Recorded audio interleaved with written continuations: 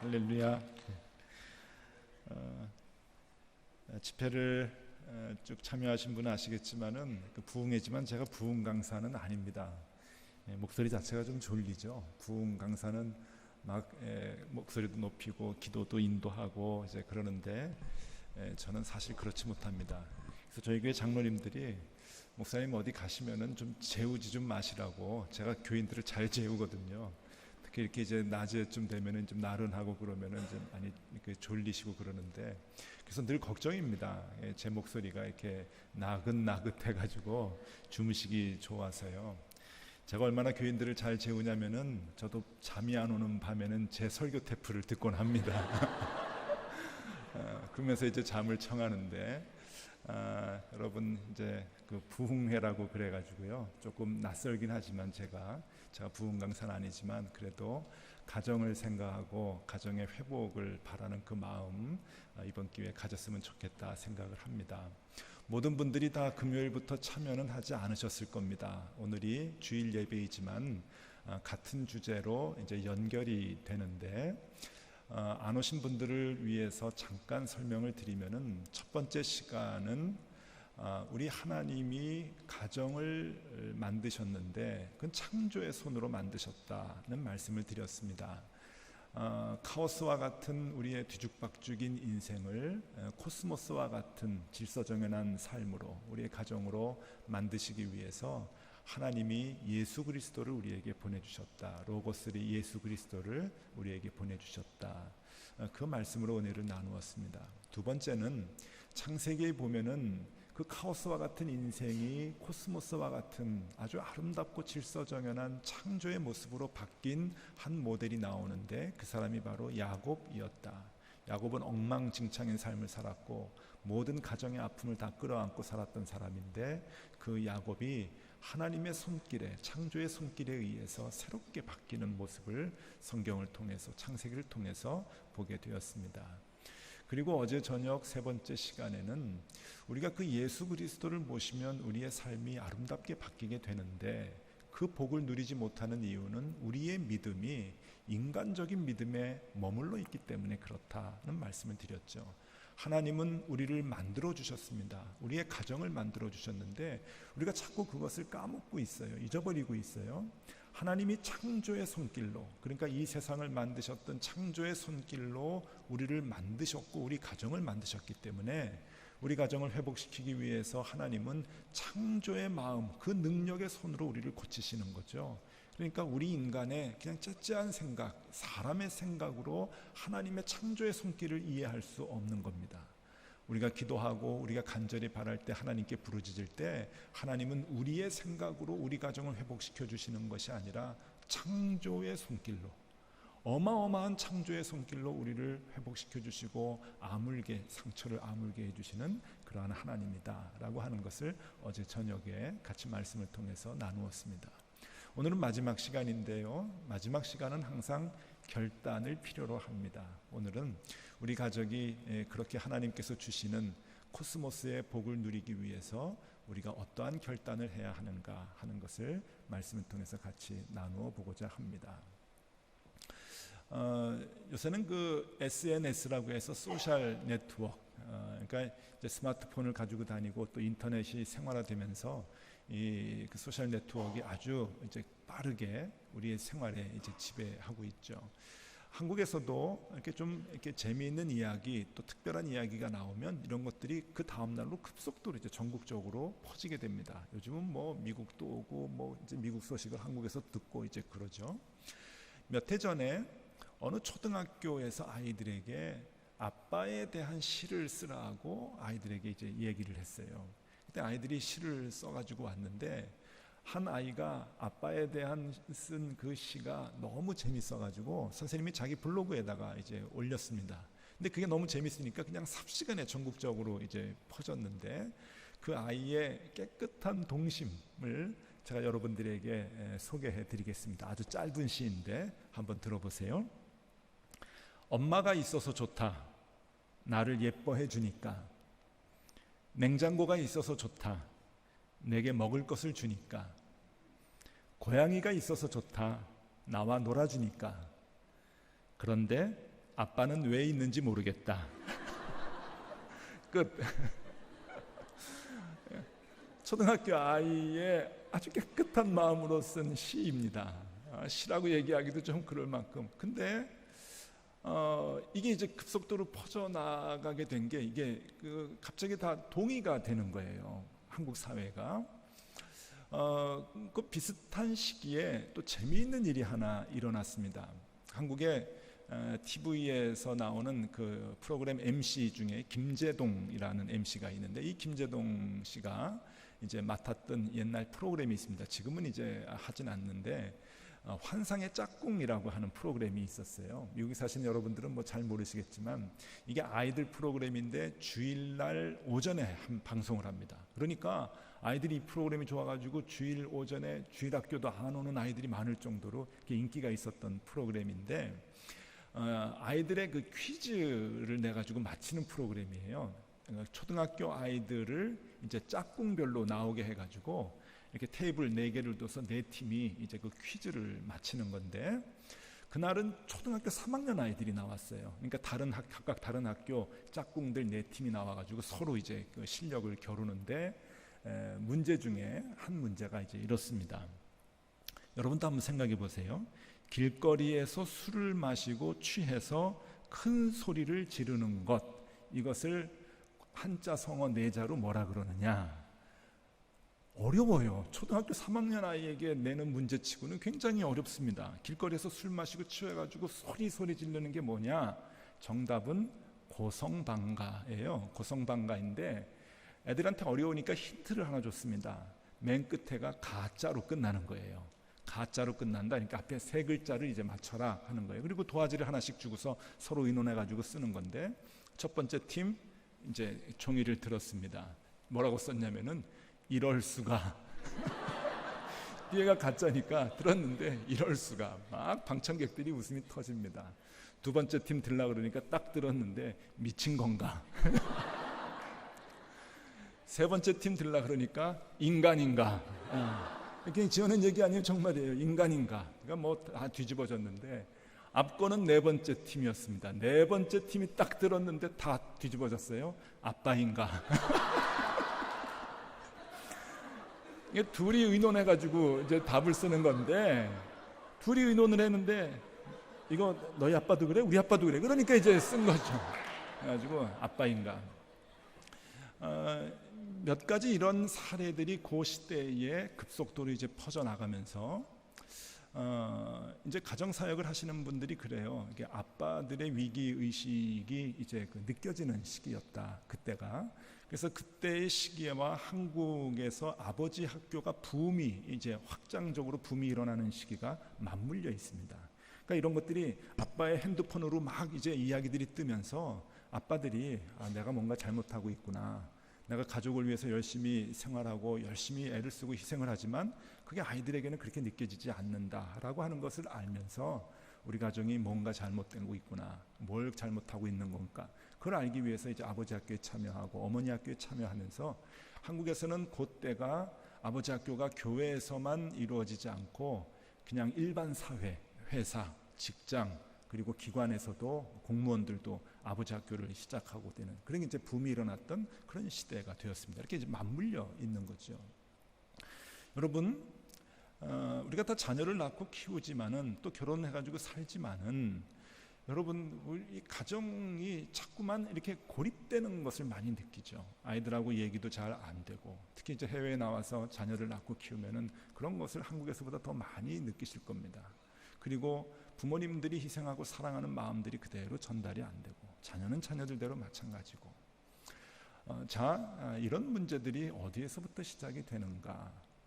다시금 우리가 그런 것 때문에 마음 아파하고 힘들어하고 단절을 느끼고 또 고립을 느끼면서 그렇게 살아가는 가정들에게 회복이 되는 말씀이 오늘 이 성경에 있는 말씀입니다. 그래서 이 말씀을 통해서 그 회복의 원리를 우리가 한번 찾아가 보려고 합니다. 오늘 이 말씀은 우리에게 좀 익숙하지 않은 말씀이죠. 역대하, 아마 성경을 보면서 제일 이렇게 접하지 않는 그러한 그 성경이 아닐까 생각이 드는데, 역대하, 열왕기 상하, 역대 상하 이런 말씀을 보면서도 다윗과 솔로몬 이야기 정도는 그래도 좀 익숙하게 듣는데, 아사라고 하는 왕은 아마 처음 들어보시는 분들도 많을 거예요. 아사 왕이 나옵니다.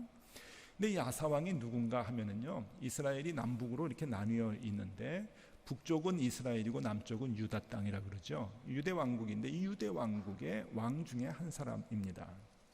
더 쉽게 설명을 드리면은 솔로몬 왕의 증손주입니다.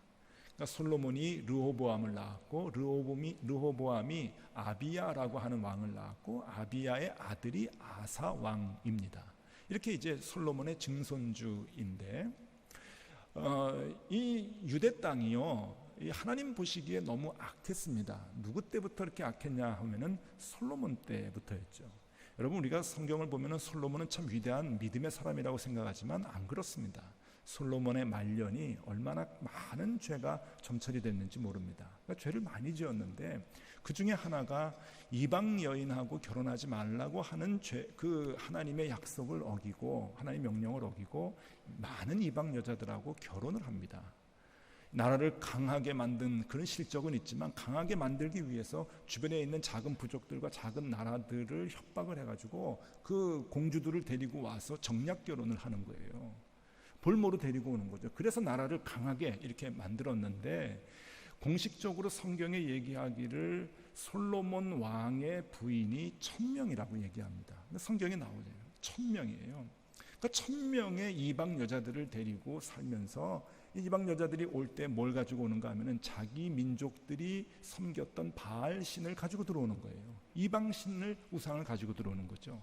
이 바알 신을 가지고 들어오고 아세라 신을 가지고 들어오면서 나라가 엉망이 되고 맙니다. 그때가 이제 솔로몬 때였어요. 하나님이 노하셔가지고 솔로몬이 죽고 난 뒤에 벌을 주셨죠. 그래서 나라를 자른 것 아닙니까? 그래서 북쪽 이스라엘하고 남쪽 유대하고 남북이 갈라지게 되었는데, 르호보암이 남쪽 유다를 통치할 때 종교적으로 더 심한 죄를 범합니다. 아버지는 결혼을 해가지고 이 우상신이 들어오게 만들었는데, 이 르호보암은 한술 더 떠서 전국 방방곡곡에 바알 신당과 아세라 신당을 지었어요. 그리고 유대 민족들이 거기에서 제사를 드리도록 했습니다. 바알 신을 섬기도록. 그게 아들 르호보암 때 일이었고, 그 아들인 아비야라고 하는 왕은 더 못된 짓을 이제 지었습니다. 그게 뭔가 하면은 여호와 하나님을 섬기던 예루살렘 성전까지 다 없애버리고 그 예루살렘 성전 안에서 바알 신을 섬길 수 있는 기구들을 올려놓고 거기서 바알 신을 섬긴 거예요. 그럼 생각해 보세요. 예루살렘 성전을 어떻게 지은 겁니까? 그런데 그 안에서 이제는 여호와를 섬기지 않고 바알 신을 찬양하고 아세라 신을 찬양하는, 그럴 때까지 이렇게 변하게 되었으니까 나라 꼴은 말이 아니었죠. 그게 이 아사 왕의 아버지인 아비야 때 있었던 일입니다. 이제 아비야가 죽고 어린 아들 아사가 왕위에 올랐습니다. 백성들은 여호와 하나님을 다 잊어버렸고, 그리고 여호와 하나님을 섬겼던 제사장들의 후손들, 제사장 후손이 제사장인데 그 제사장들도 이제는 바알과 아세라 신을 섬기는 제사장들이 다 돼버리고 말았어요. 자, 이런 상황에서 나라를 바로 세우기 위해서 한 선지자가 나와서 왕에게 바른 말을 합니다. 그 선지자가 오뎃이라고 하는 선지자인데, 제가 성경에 나오는 선지자 중에서 제일 좋아하는 사람입니다. 이유는 이름이 저하고 똑같기 때문입니다. 여기 성경에 보면은 오뎃이라고 대대 시옷자로 이렇게 번역을 해서 이렇게 나왔는데, 히브리 성경 원문을 보면은 그 발음이 히브리 발음으로 읽어보면은 오데쉬, 그렇습니다. 오데쉬. 예. 히브리 발음이 이렇게 바람 소리가 많이 나거든요. 오데쉬. 그러는데 이게 이제 제 이름하고 발음이 똑같은 거예요. 오데식하고 오데쉬하고.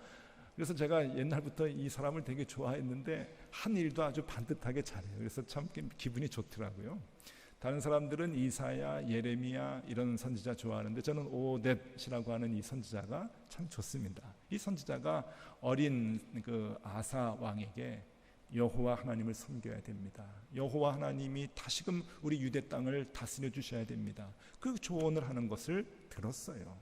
그래서 아사 왕이 어떻게 하면은 여호와 하나님을 다시 섬길 수 있는가, 그때부터 개혁의 작업을 하게 됩니다.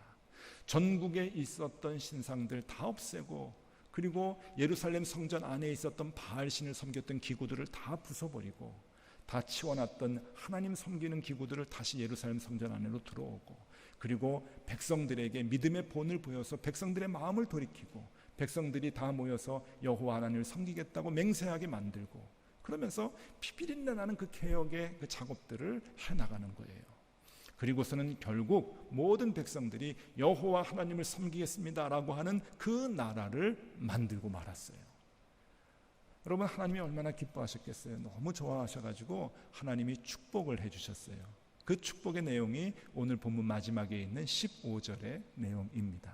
제가 15절의 말씀을 다시 한번 읽어드리겠습니다. 온 유다가 이 맹세를 기뻐한지라 무리가 마음을 다하여 맹세하고 뜻을 다하여 여호와를 찾았으므로 여호와께서도 그들을 만나 주시고 그들의 사방에 평안을 주셨더라.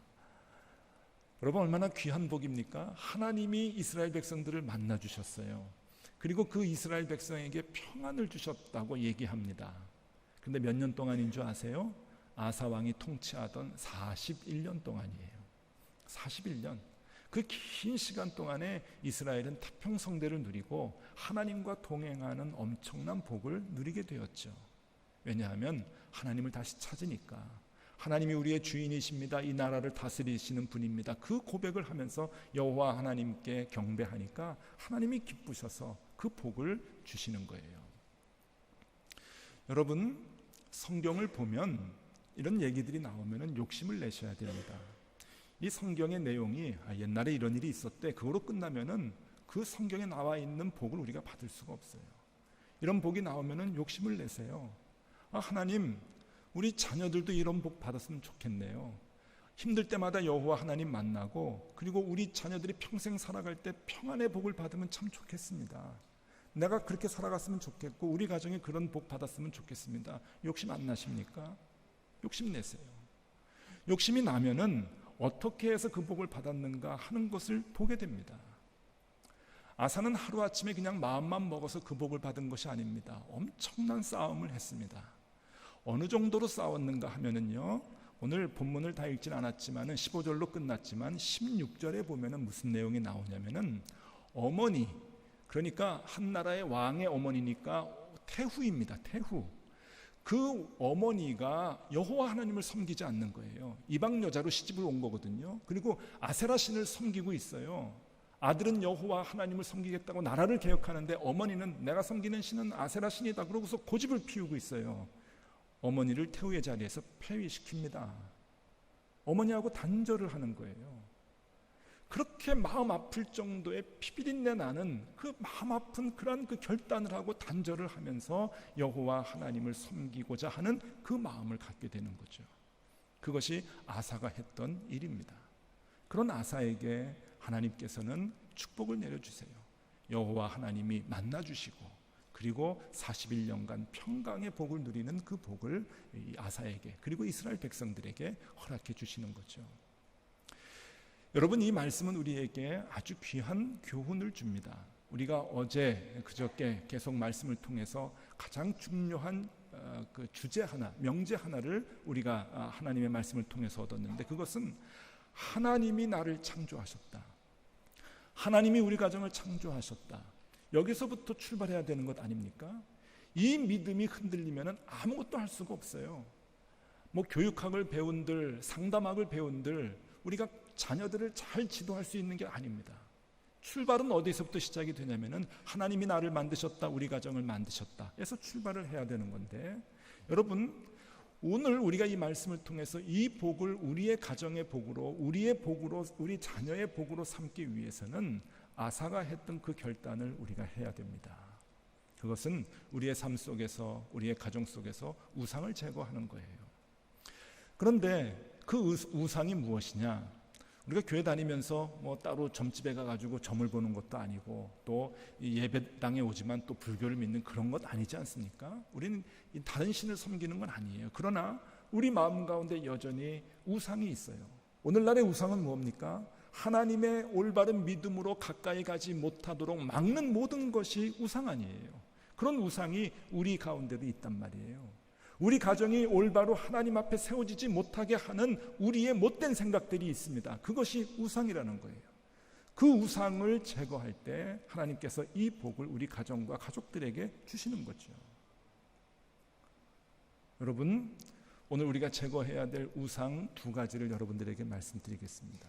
이 두 가지를 제거하셔야 돼요. 제거하실 수 있도록, 단절할 수 있도록 애를 쓰셔야 돼요. 그래야지만이 회복이 될 수 있습니다. 첫 번째인데요. 첫 번째 뭘 단절해야 되는가? 첫 번째는요, 모든 것이 다 우연이다라고 하는 생각을 버리셔야 됩니다. 가정사역 입장에서 오늘 본문을 보는 거예요. 우리 가정을 생각하니까 모든 것이 다 우연이다. 부부 세미나를 참 많이 합니다. 저희 교회가 제일 잘하는 게 부부 세미나이기 때문에 다른 교회 아울리치도 많이 가고 선교지에도 많이 가는데, 부부 세미나를 가면은 부부에 문제가 있는 사람들이 대부분 많이 오시죠. 그러면 처음에 문제들을 이제 얘기하는 시간을 갖습니다. 그러면은 아내들이 먼저 나와요. 점잖은 남편들은 얘기 안 하고 아내들이 먼저 나와가지고 이 남자 뭐 이게 나쁩니다, 저게 나쁩니다, 뭐 그러면은 남편이 가만히 듣고 있다가 화가 나죠. 남편도 가만히 있으니까 그냥 막 쏘아붙이고 또 얘기하고 발표하고 다 그래요. 뭐 막 엉망이 되는 거예요. 그런 상처들이 이제 많이 있는 거예요. 그러면서 제일 많이 하는 얘기가 뭐냐면은, 아내들이 화가 나면은요, 어쩌다가 이 남자 이 같은 인간을 만나가지고 내 삶이 이렇게 꼬여버리게 됐다고, 그 꿈 많았던 청춘, 그 아름다웠던 그 소녀의 꿈이 그냥 하루아침에 이 남자 때문에 다 무너지게 됐다고. 이 남자라고도 얘기 안 합니다.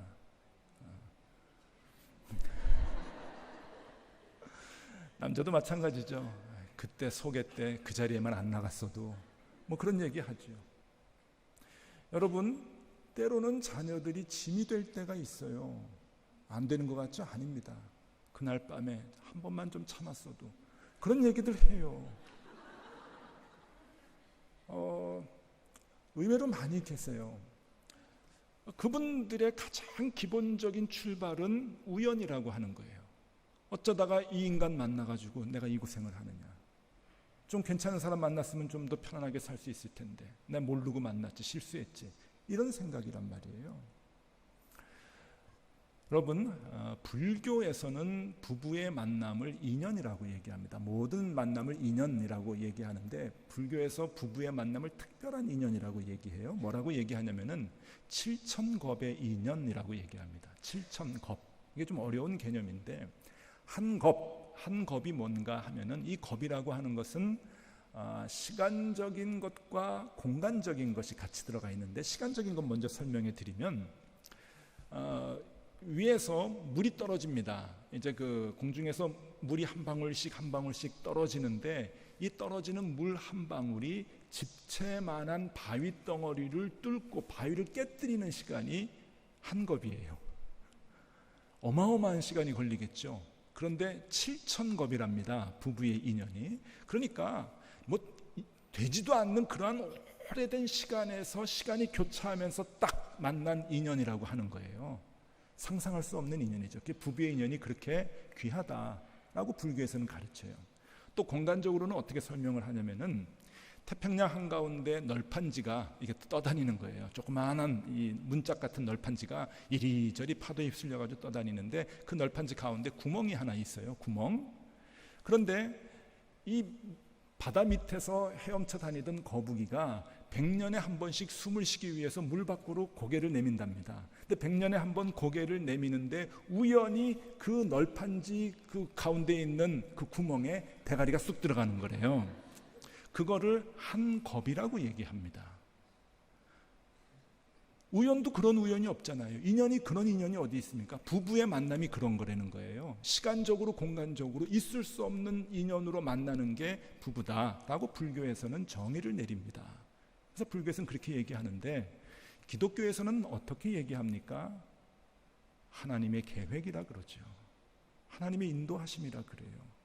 우연히 어떻게 만나가지고 어떻게 내가 그 자리에 좀 안 나갔으면 안 만나는 건데, 그게 아니고 하나님의 섬세한 계획으로 우리의 가족을 만났다라고 성경은 얘기해 주세요. 하나님의 계획과 만남이기 때문에 그것을 우리는 기적이라고 얘기합니다. 기적이지요. 하나님이 개입하셨으면 다 기적이지요. 그런데 그 기적이 날마다 눈에 보이잖아요. 아침에 일어나면 침대 옆에 보이잖아요. 근데 기적이에요, 그게. 그래서 이렇게 날마다 보이는 기적이기 때문에 그것을 익숙한 기적이라고 얘기합니다. 그러니까 부부가 만나는 것을 익숙한 기적이라고 그래요. 기적입니다. 하나님의 개입이시고 하나님의 아주 섬세한 계획 속에서 만남이 이루어진 거예요. 우연히 만난 것 같으세요? 아닙니다. 사람도 사람을 계획해가지고 결혼시킬 수 있어요. 저희 교회 40이 다 가까운 노총각이 하나 있는데 참 사람이 괜찮아가지고 결혼을 시키려고 하는데 그 쉽지가 않아요. 습기도 없고 여자도 잘 모르고 그래가지고 자꾸 소개시키면 잘 안 돼요. 이 사람 직업이 중학교 미술 선생님인데 학교에서도 선생님 좋으니까 주변에서 자꾸만 결혼시키려고 소개해 주는데 자꾸 안 되는 거예요. 근데 어느 날 다른 학교에서 발령을 받아서 오신 여선생님이 한 분이 오셨는데 우리 이 청년 마음에 딱 든 거예요. 막 마음이 쿵닥쿵닥 하는데 그 표정 관리가 안 되니까 같은 동료 선생님들이 알아버렸어요. 그래서 저 여자 선생님 새로 오신 선생님 좋으냐 했더니 좋다고. 사귀고 싶냐? 사귀고 싶다고. 그때 선생님들이 같이 모의를 했어요. 모의를 해가지고 누구한테 갔냐면은 교무주임 선생님한테 갔네요. 교무주임 선생님한테 가지고 얘기를 했더니 잘됐다. 그럼 우리 도와주자. 그러고서는 교무주임 선생님이 작전을 짜는데 선생님들의 모든 시간표를 교무주임 선생님이 다 이렇게 만들잖아요. 학교에서 공부를 가리키면은 1교시부터 5교시, 6교시까지 계속 스트레이트로 강의하는 거 아니잖아요. 몇 번 강의하다가 비는 시간 1시간 쉬고 하는데 그 비는 시간에 어디 갑니까? 교무실 가가지고 자기 자리에 앉아 있잖아요. 자기 책상에 앉아 있는데 그 비는 시간에 교무실에 가면은 그 넓은 교무실에 두 선생님만 앉아 있도록 시간표를 짜준 거예요. 정말 그렇게 짜줬어요. 여자 선생님도 가르치다가 교무실 가가지고 앉아 있으니까 그 남자 선생님밖에 없는 거예요. 한 학기 내내. 이상하다 그러면서 얘기하고 커피 드실래요? 뭐 하다가 한 학기 지나고 난 다음에 사귀었어요. 그리고 결혼해서 지금 애 둘 낳고 잘 살고 있습니다. 여자 선생님이 생각했을 거예요. 처음엔 우연인 것 같다고. 우연이었나요? 아니에요. 조금만 조작해도 다 만나게 할 수 있어요. 젊은 아이 둘이 결혼하겠다고 저한테 찾아왔어요. 어떻게 만나게 됐냐? 그랬더니 여자아이가 당돌해요. 활달해요. 제가 좋아가지고 결혼하려고 그 작전을 짰다는 거예요. 그래서 어디서 만났니? 그랬더니 치킨집에서 아르바이트 하다가 서로 만났대요. 치킨집에서 배달하는 그 여자아이는 이제 홀 서버하는 그런 이제 아르바이트를 했는데 남자아이를 보니까 참 성실한 거예요. 그래서 저 아이 사귀었으면 좋겠다, 결혼했으면 좋겠다. 이제 그 마음을 치킨집 주인 아저씨한테 얘기했더니 주인 아저씨가 내가 도와줄게 그러면서 배달 나갈 때 같이 보낸 거예요.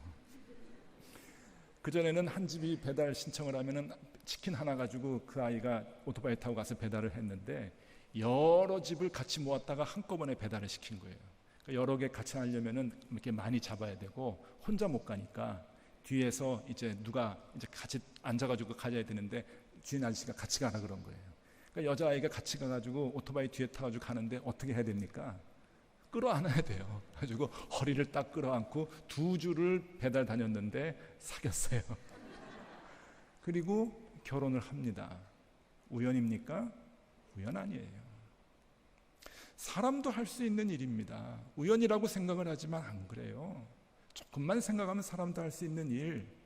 인간의 만남은 하나님의 섬세한 계획입니다. 우리의 자녀를 주신 것 하나님의 자녀예요. 하나님의 자녀가 주셨어요. 하나님이 우리에게 양육하라고 위탁하여 우리 자녀를 주셨어요. 때로는 남편 보면 늘 기쁘시죠? 아내를 보면 행복하시죠? 아닙니다. 이 인간 그럴 때가 있어요. 어쩌다가 이 인간 만나서, 어쩌다가 이 사람 만나서. 그러나 그럴 때마다 여러분 오늘 이 말씀을 생각하세요. 그럴 때마다 앞으로도 그럴 일 많으실 거예요. 근데 생각하세요. 하나님이 주셨다. 이건 인연이 아니다. 기적이다. 하나님의 섬세한 계획 속에서 만나게 해주셨다. 여기에서부터 출발을 해야 된다는 거예요. 상담 기술, 대화 기술 그건 두 번째, 세 번째입니다. 하나님이 보내주셨다. 하나님이 만나게 해주셨다. 의미가 있는 겁니다. 여기서 또 출발을 할 때 가족을 보는 눈이 바뀌어져요. 우리 가정이 당하는 시련의 의미가 달라지게 돼요. 자녀를 보는 시각이 달라지게 돼요. 자녀가 뭘 잘하고 못하고 그것 때문에 힘들어하고 괴로워하고 창피하고 이런 것도 사라지게 되는 거예요. 하나님의 자녀로 하나님께서 위탁하라고 주셨으니까 하나님이 책임져 주신다는 그 믿음이 생기게 되는 거죠. 그러면 가정이 바뀌게 돼요. 자녀에 대한 말이 바뀌게 돼요. 그래서 내 생각, 우연이라고 하는 것이 단절돼야 됩니다. 단절하셔야 돼요. 하나님의 계획이라고 하는 그 생각이 우리의 삶과 우리의 가족 안에 그게 지배해야 돼요. 하나님이 만나게 하셨다. 하나님의 아주 섬세한 계획이다. 거기에서부터 출발해야 됩니다. 두 번째 단절할 것 있습니다. 두 번째 무엇을 단절해야 되는가 하면 우리 마음 가운데 우상을 이제 잘라내야 되는데, 아까도 말씀드렸지만 우리가 다른 신을 섬기진 않아요. 그런데 아세요? 우리의 신앙이 이상해요. 대부분 우리는 예배당에 와서 하나님을 섬긴다고 찬양하고 예배드리는 것 같지만 신앙이 많이 왜곡돼 가지고요, 물질적인 그리고 사회적인 기복적인 그런 믿음이 우리에게 많이 들어와 있습니다. 그래서 그걸 복이라고 생각을 하죠. 근데 여러분, 하나님께서 우리에게 주시는 가장 큰 복은 하나님을 만나는 복이요, 하나님으로부터 평안을 누리는 복인데 그게 구원입니다. 구원을 누린 자만이 누릴 수 있는 거거든요. 그게 우리와 우리 자녀들에게, 우리 남편에게, 우리 아내에게 가장 소중한 복이에요. 그걸 얻게 하기 위해서 우리가 애를 써야 되는데 우리는 그거는 이게 조금 밀어놓고 그냥 돈 많은 것, 학력 좋아지는 것, 좋은 학교 가는 것, 건강한 것, 이런 것들만 생각을 해요. 여러분, 돈과 사회적 지위와 건강, 장수 이런 것들은 복은 맞아요. 복은 맞는데 복의 보조 기능을 하는 거예요. 그게 자체가 복이 아닙니다. 왜 건강 보조식품이 있잖아요. 그런 것 같이 그것이 건강하게 가게 하는 게 아니라 그냥 도와주는 것뿐이죠. 알게 해주는 것뿐이죠. 하나님은 우리를 하나님을 만나서 구원을 얻고 그 구원의 평강을 누리게 하기 위해서 때로는 돈도 주시지만, 죄송합니다, 때로는 돈도 가져가시는 거예요. 때로는 건강을 주시지만 때로는 건강도 뺏어가시는 거예요. 때로는 사회적 지위도 주시지만 그것 때문에 하나님 만나는 것이 방해가 되면 사회적 지위도 가져가시는 거예요. 왜? 더 중요한 복이 있기 때문에 그래요. 하나님과 동행하는 것, 만나는 것, 그래서 구원의 평강을 누리는 것, 그 복을 사모하셔야 돼요. 그러기 위해서 여러분들의 세상적인 생각을 단절시키셔야 돼요. 그 세상적인 기복적인 신앙들을 단절시키셔야 돼요. 남편을 향해서 그 마음 갖는 것, 자녀를 향해서 그 마음 갖는 것, 아내를 향해서 그 마음 갖는 것들을 잘라내셔야 되는 거예요. 한국은 IMF 외환 위기 때 참 많은 어려움을 겪었습니다. 여러분, 200만 명이 실직을 했어요. 200만 명. 실직한 사람이 200만 명이에요. 여기서는 잘 못 느끼실 거예요. 한국 사회에서 200만 명의 실직을 했으면 200만 명의 가장이에요. 그러면 가족들까지 하면 1000만 명입니다. 그러면 4가정 중에 한 가정이 직장을 잃어가지고 힘들게 된 거예요. 그게 IMF 외환 위기입니다. IMF 외환 위기 이전에 이혼율이 12.8%였어요. IMF가 딱 터지고 난 다음에 33.4%로 급하게 이제 올라갑니다. 그래서 많은 연구들을 했죠. 특히 가정사역 하시는 분들은 이게 무슨 일이냐? 답은 뻔하지 않습니까? 가정을 묶고 있었던 유일했던 끈이 돈이었다는 거예요. 그 돈이 없어지니까 가정이 해체되는 거예요. 그런 상황들이 이것저것에서 막 일어나고 그것이 막 증명이 되니까 걷잡을 수가 없는 거예요. 그리고 그 이혼율은 지금까지 떨어지질 않아요. 한국 사회는 돈을 많이 좋아합니다. 돈이 없어지면 가정이 해체되는 위기에까지 있는 거예요. 여러분들은 어떠십니까? 여러분들은 마음 어떠십니까?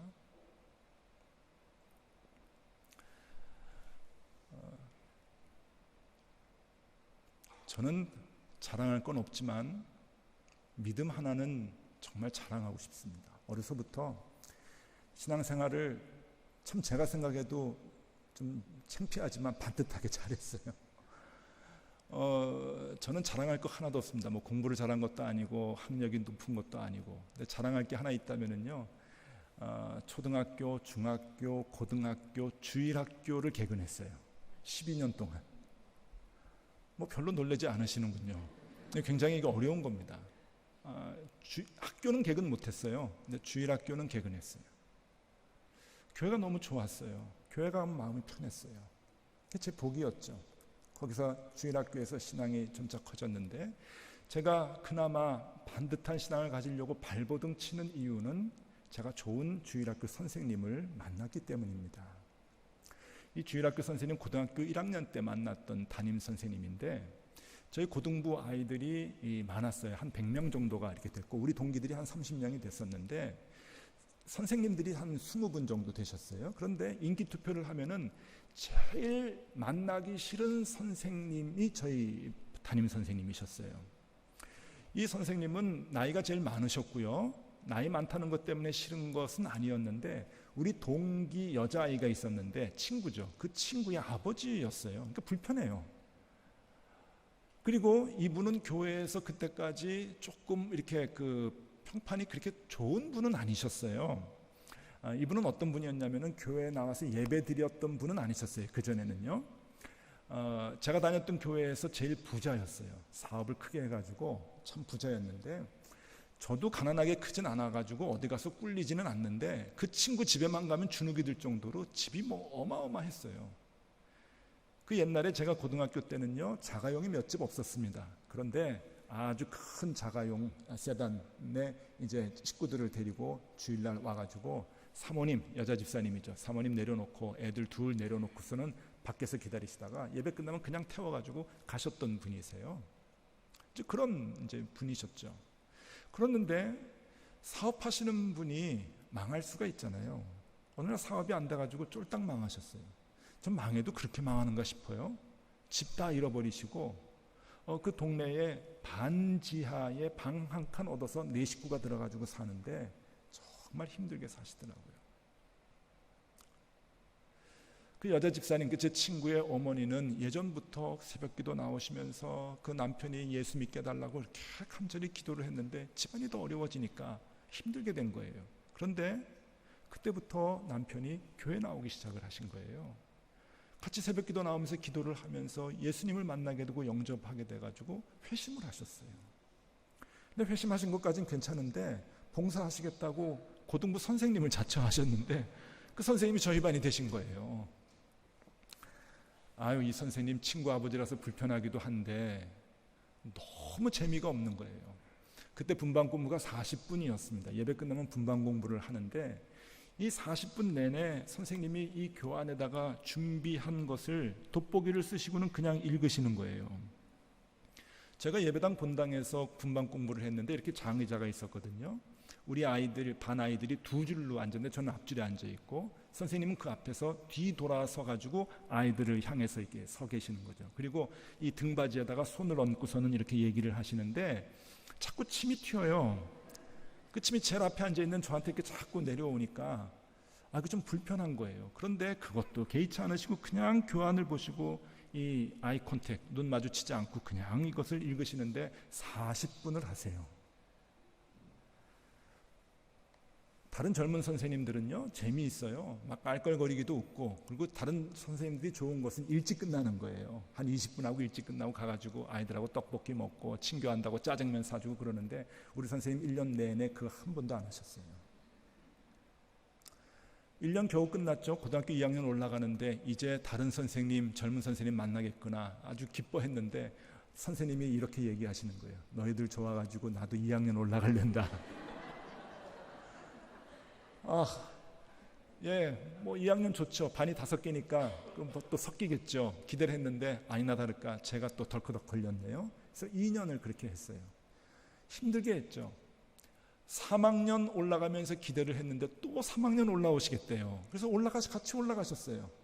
그래서 또 섞이겠지 했는데 또 제가 걸렸어요. 그래서 저는 그 선생님한테 3년간 배웠는데, 3년간 매주일 40분씩 그냥 침을 받아가면서, 침 세례를 받아가면서 공부를 했는데, 딴 애들이 저를 되게 놀렸어요. 아유, 불쌍한 녀석이라고. 제일 재미없는 선생님 걸려가지고 이제 그 공부한다고. 하루는 다른 반 아이들이 일찍 끝나고 선생님하고 짜장면, 뭐 떡볶이 먹으러 이제 가는데, 우리가 이렇게 앞에 있으면은 나가면서 이제 우리 간다 이거예요. 너희들은 고생해라. 막 이러면서 이러고 이제 나가는. 이게 무슨 뜻입니까? 우리는 먹으러 간다. 너희는 고생해라. 그런데 선생님이 돋보기 쓰시면서 교환만 보시던 선생님이 그걸 보셨어요. 그러고서는 안경을 이렇게 내려놓고는 우리한테 얘기를 하시는데, 이런 얘기를 하세요. 미안하다. 너희도 떡볶이 먹으러 가고 싶지? 갑자기 분위기가 썰렁해지는 거예요. 선생님이 눈물이 글썽글썽 하시면서 저희한테 이런 얘기를 하세요. 너희가 알다시피 내가 돈이 없다. 나 망했어. 잘 알죠? 너희들 알지? 내가 얼마나 옛날에 부자였다는 거. 그죠? 누구보다 잘 알죠. 친구 아버지인데. 근데 지금 다 망해서 너희들 떡볶이 사줄 돈도 없다. 미안하다. 저는 지금도 그때 그 우리 선생님 모습을 잊을 수가 없어요. 눈물 글썽글썽 하시면서 그 힘든 얘기를 하시는데 이렇게 얘기를 하세요. 지금도 친구들이 전화한다. 다시 시작하자고. 다시 시작하면 웬만큼 될 것 같아. 돈 좀 벌 수 있을 것 같아. 그런데 싫어. 다시 거기로 가기 싫어. 난 지금이 좋아. 예수님이 좋아. 그래서 저희한테 이런 얘기를 하세요. 너희도 예수 그렇게 믿으면 좋겠다. 예수님 너무 좋다. 여러분, 그때 제가 목회하면서 딴 데 신경 안 쓰고 우리 교인들하고 같이 정말 하나님께서 원하시는 그 믿음 갖게 하려고 발버둥 치면서 애쓰는 이유는 선생님이 가르쳐 주신 그 믿음 때문이에요. 신앙 때문이에요. 그 가정 다 살았죠. 사모님의 기도, 여자 집사님의 기도 때문에 남편이 변화가 되고 고등부 선생님이 되고 나중에 안수 집사님이 되고 그 교회에서 장로님이 되시고 나중에는 직업은 없으시니까 나중에 너무 성실하니까 교회에서 사무장을 시켜가지고 사무장 부탁을 해서 사무장직을 오래 하시다가 지금은 돌아가셨죠. 여러분, 돈은 그 다음입니다. 저는 그 선생님의 말 지금도 잊을 수가 없어요. 싫어. 나는 예수님이 너무 좋아. 그 가정을 살리는 길이에요. 그래서 살았어요. 그 가정이 아주 화목하게 사철의 봄바람 부는 아름다운 가정의 모습으로, 하나님의 가정의 모습으로 다 살아서 지금도 뭐 잘 예수 믿고 아주 예쁘게 잘 살고 있죠. 자녀들이요. 여러분, 우리 마음 가운데 진짜 바라는 게 뭡니까? 남편을 향해서, 아내를 향해서, 자녀를 향해서 정말 바라는 게 뭐예요? 예수 잘 믿는 것, 구원받는 걸 바랍니까? 솔직해져 보세요. 정말 뭘 바라는가요? 그 마음을 회복하셔야 돼요. 세상적인 조건들을 너무 기대하다 보니까 말이 달라지고 욕이 나오고 어쩌다 이 인간을 만났는지 그렇게 되는 거예요. 그냥 출발이 달라지면 하나님이 나를 만드셨다. 우리 가정을 섬세한 계획 속에서 만나게 하시고 만드셨다. 그 믿음에서 출발을 하면은 마음이 달라지고 언어가 달라지는 거예요. 그럴 때 가정이 바르게 세워지는 겁니다. 거기서부터 시작이 되는 거죠. 그럴 때 카오스와 같이 뒤죽박죽 되었던 우리의 인생과 그리고 우리 가정의 모습들이 코스모스가 되는 거예요. 여러분, 오늘 아사가 받았던 이 복이 여러분들에게 가정에 임하게 되기를 바랍니다. 그 복을 누리실 수 있기를 바라고, 참 간단한 것, 그러나 결코 쉽지 않은 것, 우리의 마음속에서 잘못된 우상들, 내 생각 그리고 세상적인 복의 기준, 이런 것들을 단절시킴으로 인해서 순수하게 하나님을 찾는 그 마음으로 회복이 되어서 정말 가정에 아름다운 코스모스가 임하는 복을 누리실 수 있기를 축원합니다. 기도하겠습니다. 그렇습니다. 하나님.